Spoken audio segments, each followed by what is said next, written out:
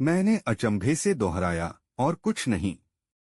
नहीं, मैं कुछ क्षणों के लिए भौंचक्का गुमसुम रह गया। फिर दोबारा से पूछा, क्या निश्चित रूप से कह सकते हैं कि उस लिफाफे में और कुछ नहीं होता?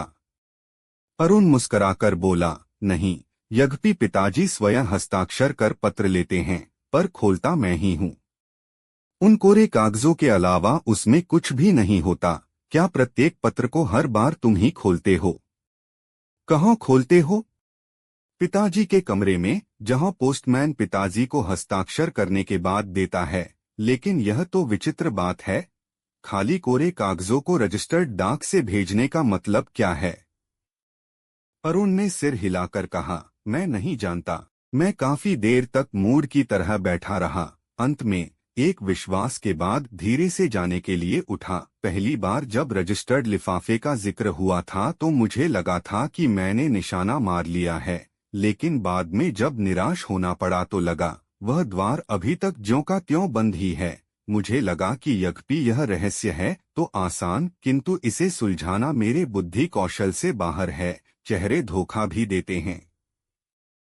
जहर और लकवे ग्रस्त इस वृद्ध का चेहरा वैसा ही है। इसकी चालाकियों से सुलटना मेरे बस की बात नहीं। इसके लिए ब्योमकेश जैसी तेज धार वाली स्पष्ट व कुशाग्र बुद्धि की जरूरत है। मन में हताशा थी। सोचा, जांच की पूरी रिपोर्ट ब्योमकेश को दे दूंगा। इसी उद्देश्य से उठने ही वाला था कि मन में एक बात कौंध गई। मैंने पूछा, अच्छा, यह तो बताइए, क्या नंदुलाल बाबू किसी को पत्र लिखते हैं? अरुण बोला, नहीं तो अलबत्ता हर महीने मनीडर जरूर भेजते हैं। किसे? अरुण ने फिर शर्म से मुंह नीचा कर लिया और बोला, उसी जयू महिला को। इस पर मोहन ने स्पष्टीकरण दिया। वह कभी नंदुलाल बाबू की ओह समझा। कितना रकम भेजते हैं?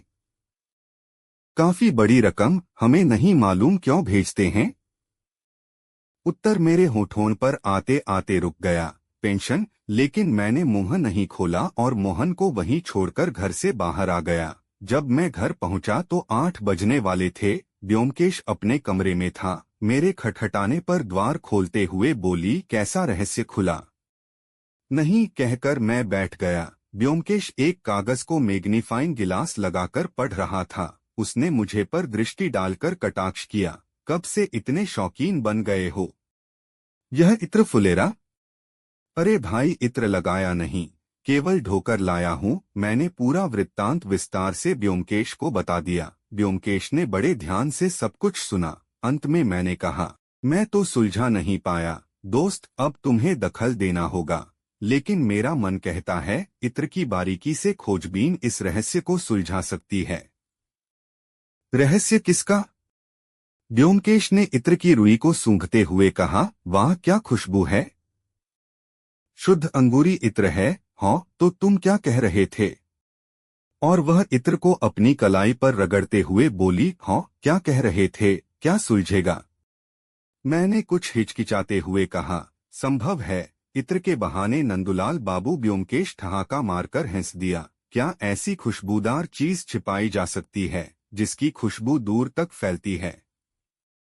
क्या तुम्हें ऐसा कोई चिन्ह मिला जिसके आधार पर तुम कहते हो कि नंदुलाल बाबू वास्तव में इसका प्रयोग करते हैं? नहीं, किंतु नहीं मेरे प्यारे दोस्त, तुम गलत जगह दस्तक दे रहे हो। दूसरी ओर देखने की कोशिश करो। यह देखो कि वह जहर भीतर कैसे आता है। कैसे नंदुलाल बाबू सबकी नजरों के सामने गटक लेते हैं। कोरे कागज रजिस्टर्ड पोस्ट से क्यों आते हैं? उस महिला को पैसा क्यों भेजा जाता है? इन सब बातों पर तुमने ध्यान दिया? मैंने निराश स्वर में कहा, मैंने इन सभी बातों पर सोचा है, लेकिन रहस्य का हल खोज लेना मेरे बस की बात नहीं। फिर से सोचो, ध्यान लगाकर सोचो। बस की बात नहीं है का क्या मतलब? हताशा ही मिलती है, तुम भी जानते हो। एक बार फिर से गहराई में डूबकर सोचो और जब तक हल न मिले तब तक सोचते रहो। इतना कहकर उसने फिर लेंस को उठा लिया। मैंने पूछा, तुम कब जाओगे? मैं भी सोच रहा हूँ, लेकिन गहराई से नहीं सोच पा रहा यह जालसाज। और फिर से वह मेज पर झुक गया। मैं उठकर ड्राइंग रूम में आ गया। आराम कुर्सी पर लेटकर दोबारा सोचने लगा।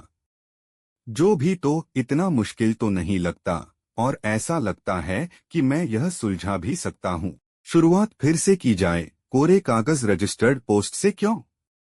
क्या उन कागजों में किसी गुप्त स्याही से लिखा कोई संदेश है? यदि वह है भी तो उससे नंदुलाल बाबू को लाभ? उससे उन्हें जहर की खुराक कैसे मिलती है? चलो मान लिया कि जहर कमरे में नंदुलाल बाबू तक पहुंच भी जाता है, पर उसे छिपाते कहाँ हैं और कैसे?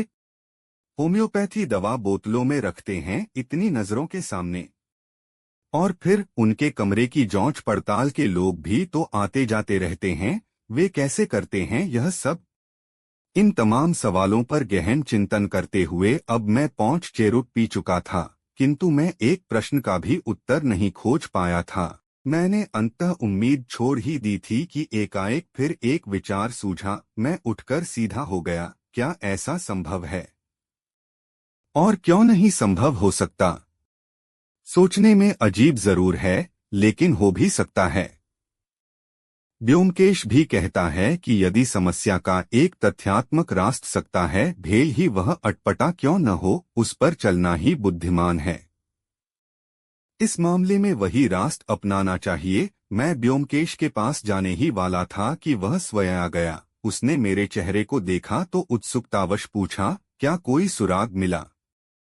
हाँ लगता तो है, वहाँ बताओ क्या है। जब बताने की बारी आई तो मुझे कुछ हिचकिचाहट हुई, लेकिन मैंने उसे दरकिनार करते हुए कहा, देखो, मुझे अभी अभी याद आया कि मैंने नंदुलाल बाबू की दीवारों पर मकड़ियों को देखा था। मुझे लगता है